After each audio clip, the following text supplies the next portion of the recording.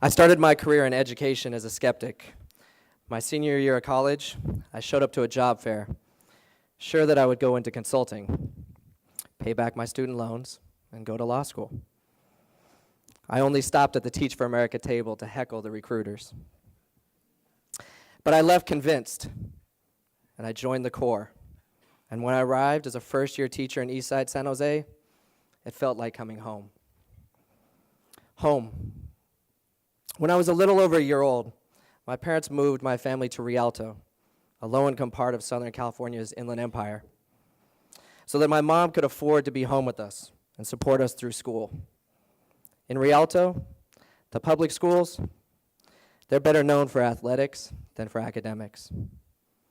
And the people who would come to work in our schools and our rec centers, they'd stick around for a couple of years, and then they'd leave, calling themselves heroes. And in my eyes, Teach for America, it was no different. So when I started teaching in Eastside San Jose, I was focused on ensuring that this was going to be different. This work was more than 2 years. It was about a movement, larger than me, larger than my class.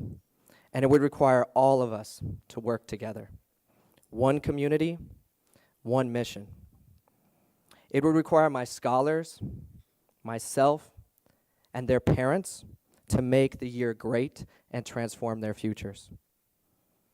When I first started working closely with my parents and families in Eastside San Jose, I'd stand in a room and I'd ask, how many of you want your children to go to college?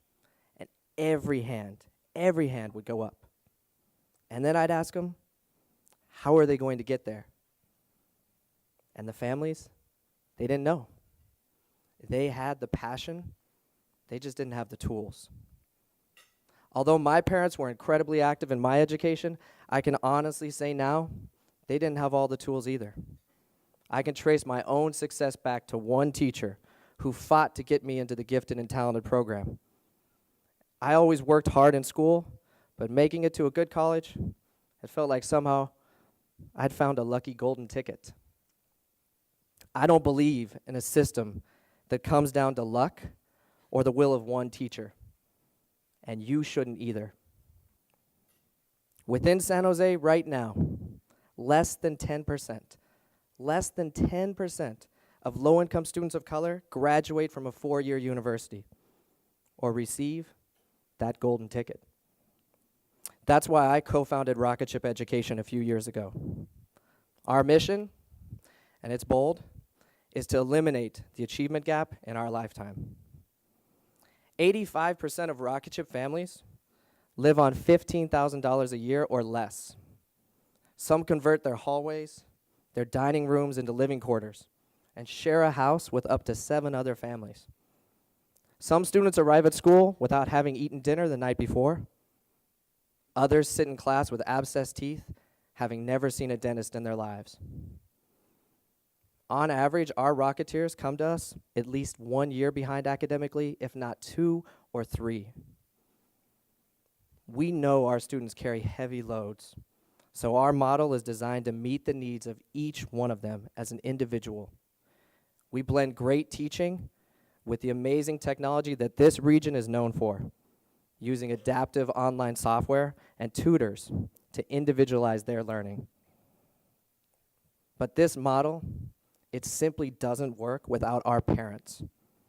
Some assist in the classroom or help with teacher selection. Others, like Grandpa Ruben at Si Se Puede, direct traffic every morning. Hundreds flood our charter meetings in their purple shirts to help bring Rocketship to new counties and cities for other people's children. This past year, we sought approval to open schools in San Francisco, and we struggled to get traction. It was Tipping Point that was able to get us a meeting with Hydra Mendoza, president of the school board. Daniel sat with me in her office to advocate for San Francisco's families and children. And when it was time for our state appeal hearing, he drove to Sacramento and joined our Sea of Purple to testify on Rocketship's behalf. Tipping Point really is part of our movement. It's not just, here's a check, send us some data, and we'll be back once a year to check and make sure it's all true. No. It is real partnership. It's real advocacy. It really is like being part of a family. Tipping Point has been at the foundation of our work since the early years. This is similar to Karen Martinez, an incredible parent at Rocketship. Over the years, I've seen Karen blossom and grow as a leader. From our first moments together when she asked me, "What's in this for you? Why do you care about my family and our community?" To now, where Karen is a warrior for all kids in San Jose and for our movement, to ensure that a great education, it doesn't happen by chance or with a golden ticket, but rather, it is something that every child deserves. And in our lifetime, we can deliver.